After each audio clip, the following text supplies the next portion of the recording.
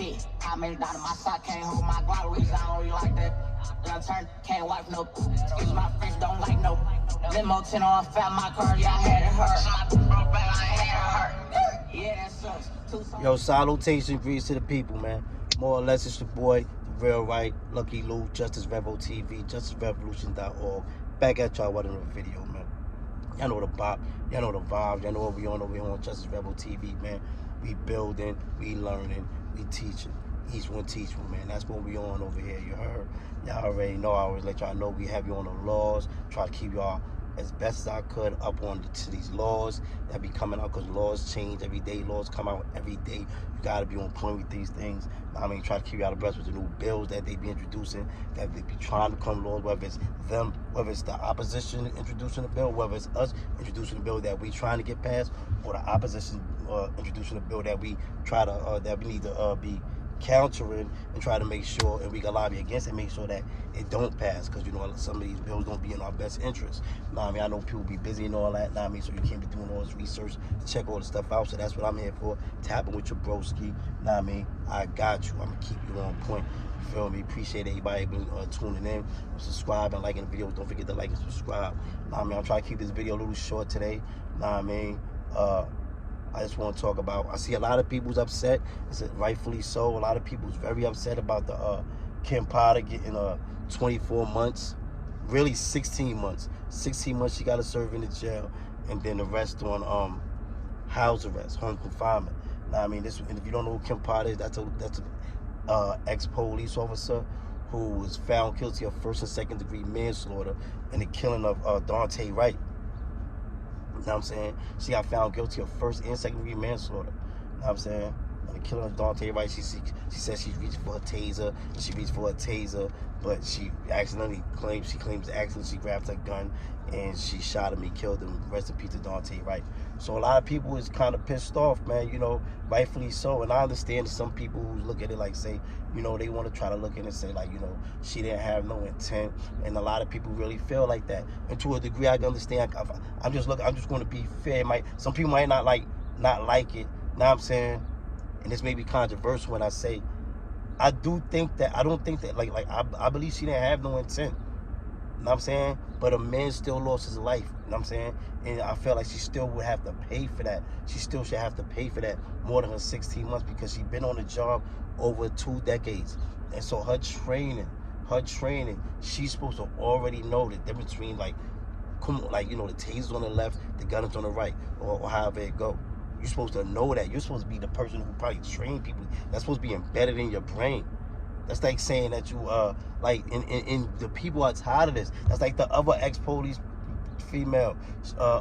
She went and said she thought she was in her house and shot the dude, you know what I'm saying? And killed the brother who was on side, Pawn South, I don't forget his name, but she killed the brother sitting inside his own house on his couch eating ice cream. And she come in there and killed him and say, oh, I thought, like, you understand what I'm saying? This is what we talk about, this white privilege. You know what I'm saying? Because that it wouldn't go like that if that was a person of color. That was a female of color, and she couldn't sit there and say, oh, I thought that was on my house and killed this dude. A life was lost. You can't even get that back.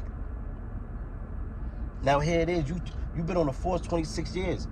If you lacking in your training, or you slipping in your training to the point that somebody lost his life, you should have to pay for that. And at the end of the day, she did get found guilty of first and second degree manslaughter. First degree, you would get up to 15 years for that. Most people is really like average 6-7 years. That's like the average you do for first degree manslaughter in the state of Minnesota. That's the average. She got less than the average. She got 16 months. We're not going to be even simply saying 24 months to make it sound good, because 24 months not even enough. I'm not saying she's supposed to get the whole 15 years, you know what I'm saying? But I don't think there's no lesson learned here. And they always say, oh, and the judge going to come out and say, she don't think that justice would be served if she said she think it would be retribution. Like, we go by you got the guidelines. This is well beneath the guidelines. She was found guilty of 609-20 first degree. I mean 609.20. She was found guilty of first degree manslaughter and a second degree manslaughter. So if that was even ran consecutive, you know what I'm saying, that would have been 7 years plus 4 years, because that's what you usually get for that. 4 years for the second degree, 7 years for the first degree. You know what I'm saying? But look, so like, this is why the people are upset. But what we got to do, people, we got to get we got to vote the right people in. And you got to be in depth and in the mix of what's going on with your justice system in your community. And you know what I'm saying? And I don't know, we can't really blame from the DA and them, because the DA and them asked for more time than that. It was the judge. It's like a lot of times these judges be sympathetic with some people, with a certain group of people. Like I said, I'm not thinking she should have got the max. I'm not thinking she should have got 15 years or none of that. You know what I'm saying? But I definitely believe that my thing is, I think that she should have got more time. This was 16 months in jail. And number two, I think that if it was a person of color, I think it would have been definitely got more jail time. What you think about? Leave a comment. What do you think? You don't got to agree with me. What do you think? I really believe that if that was a person of color, that was a young black lady.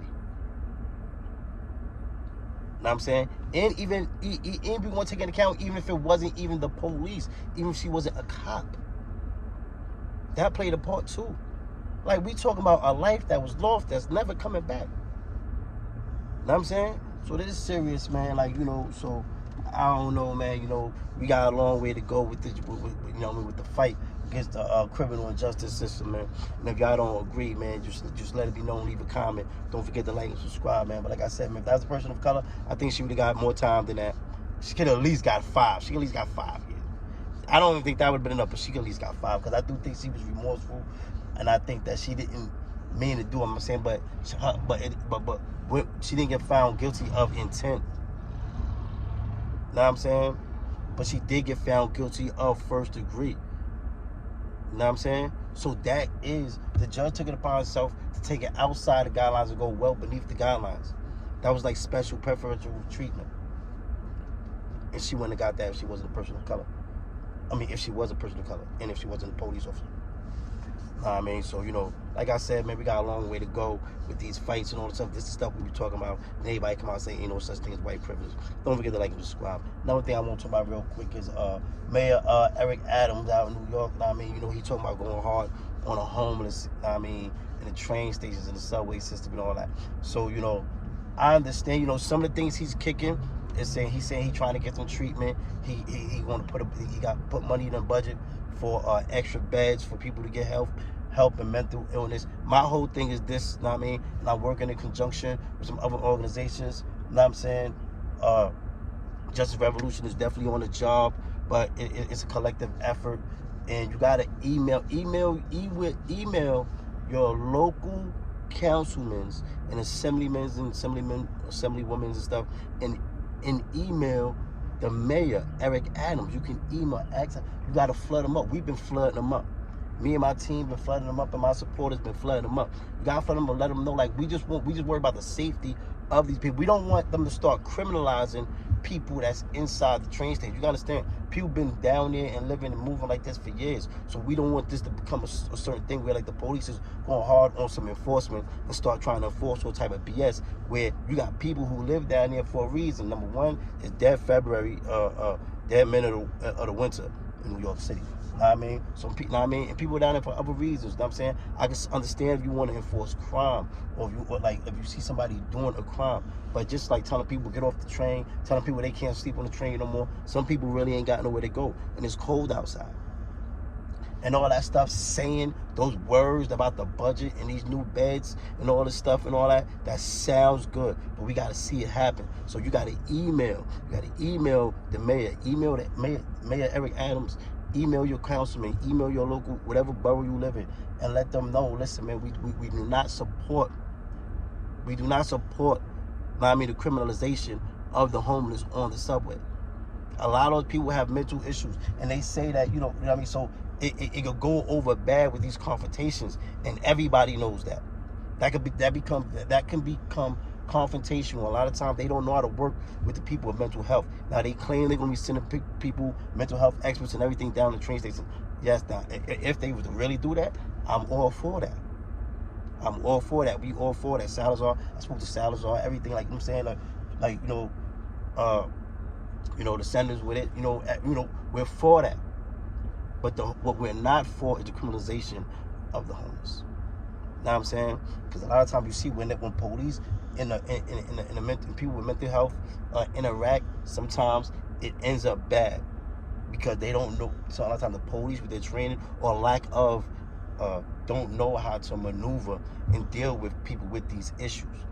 I'm telling you, that's not gonna go. We just don't want them running down homeless, like, see a homeless person sleeping on the train. It's like trying to force them off the train and trying to, now it's coming into arrest and all that.